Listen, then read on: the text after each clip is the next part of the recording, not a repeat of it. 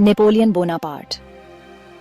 ये नाम सुनते ही जहन में युद्ध के धुएं, तोपों की आवाज और फ्रांस का तिरंगा झंडा लहराता हुआ दिखाई देता है। नेपोलियन का नाम इतिहास के पन्नों में सुनहरे अक्षरों में लिखा गया है और उसकी छवि आज भी लोगों के दिलों में बसी हुई है। इतिहास में कुछ ही हस्तियां ऐसी हैं जो इतनी जल्दी पहचानी जाती हैं, जिनके लिए इतनी प्रशंसा और विवाद दोनों हैं। नेपोलियन उन चंद महान हस्तियों में से एक है जिसने अपने समय में दुनिया को हिलाकर रख दिया। क्या वो एक निर्दयी तानाशाह था, सत्ता का भूखा विजेता, या फिर वो एक दूरदर्शी नेता था, एक सुधारक जिसने यूरोप को नया रूप दिया? ये सवाल आज भी इतिहासकारों और विद्वानों के बीच बहस का विषय है। सच्चाई हमेशा की तरह इतिहास के जटिल ताने बाने में छिपी हुई है। नेपोलियन की कहानी में कई परतें हैं जो समय के साथ खुलती जाती हैं। नेपोलियन का जीवन एक धूमकेतु की तरह था, तेजी से उठा और नाटकीय रूप से गिर गया, दुनिया पर एक अमिट छाप छोड़ गया। उसकी उपलब्धियां और असफलताएं दोनों ही अद्वितीय हैं। उसकी कहानी महत्वाकांक्षा, सैन्य प्रतिभा, राजनीतिक चतुराई और अंततः दुखद हार की कहानी है।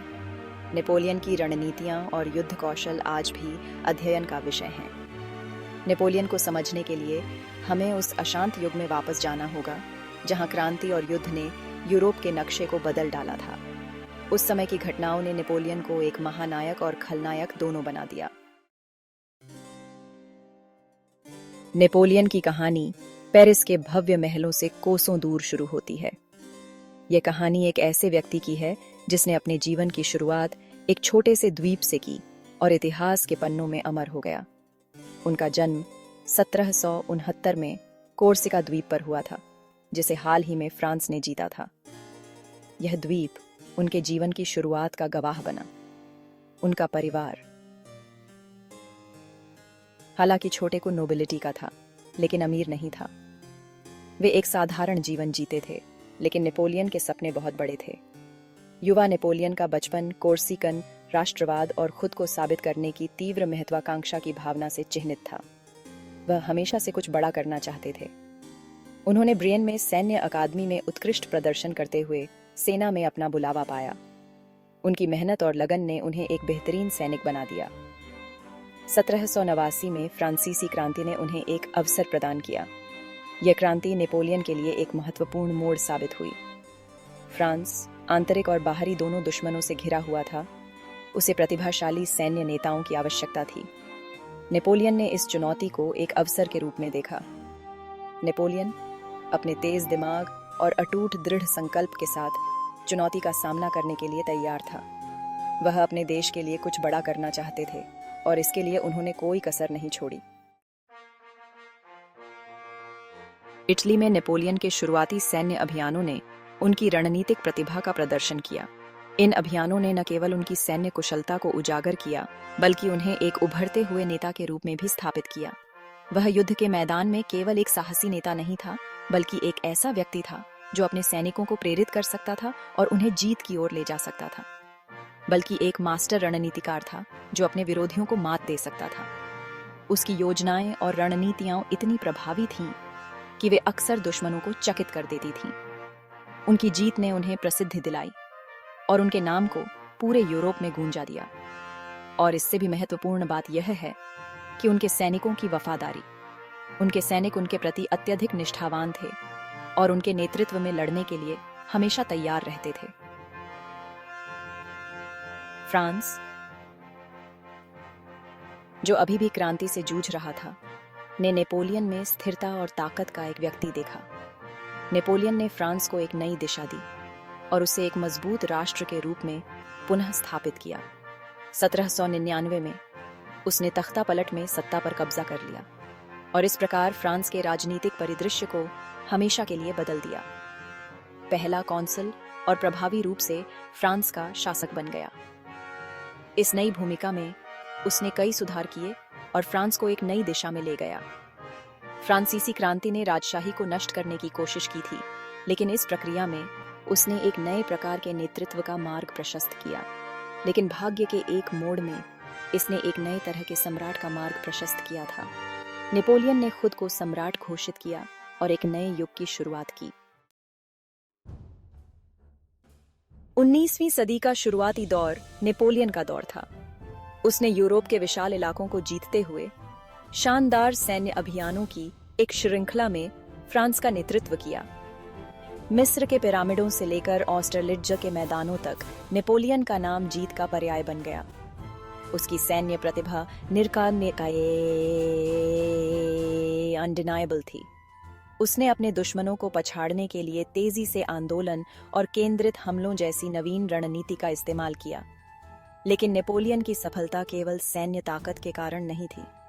वह प्रचार के उस्ताद थे, खुद को एक मुक्तिदाता के रूप में प्रस्तुत करते थे, तर्क और प्रगति के प्रबुद्धता आदर्शों के लाने वाले थे।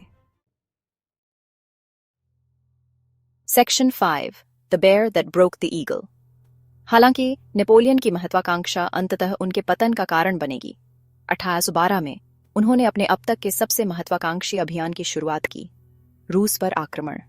विशाल दूरी, कठोर मौसम और रूसियों की झुलसी पृथ्वी की रणनीति एक फॉर्मिडेबल दुश्मन साबित हुई।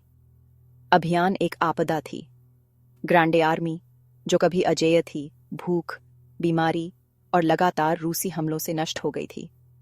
मास्को से नेपोलियन का पीछे हटना उसके साम्राज्य की ढमेटे क्रम्बलिंग ती नींव का प्रतीक बन गया। रूस में हार ने उसके दुश्मनों को उत्साहित किया, जो उसके खिलाफ एकजुट हो गए। Section 6 Myths and Realities of the Emperor। Napoleon का जीवन मिथकों में डूबा हुआ है, जिसे अक्सर उनके प्रशंसकों और आलोचकों द्वारा समान रूप से कायम रखा जाता है। एक आम मिथक यह है कि वह नेपोलियन कॉम्प्लेक्स से प्रेरित एक छोटे कद का आदमी था। वास्तव में नेपोलियन अपने समय के लिए औसत ऊंचाई का था। एक और मिथक उसे एक क्रूर तानाशाह के रूप में चित्रित करता है, जिसने असंतोष का गला घोंट दिया। जबकि नेपोलियन निस्संदेह एक सत्तावादी शासक था। उसने महत्वपूर्ण सुधारों को भी लागू किया, जैसे कि नेपोलियन संहिता, जिसका पूरे यूरोप में कानूनी प्रणालियों पर स्थायी प्रभाव पड़ा।